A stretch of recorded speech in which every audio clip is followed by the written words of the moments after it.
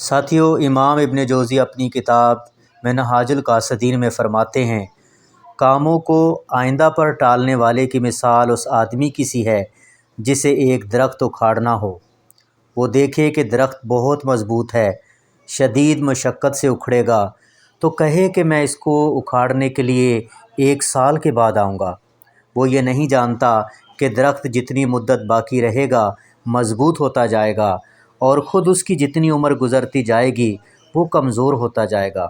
جب طاقتور ہونے کے باوجود درخت کو کمزوری کی حالت میں اکھاڑ نہیں سکتا، تو جب وہ خود کمزور ہو جائے گا اور درخت طاقتور، تو پھر اس پر کیسے غالب آئے گا؟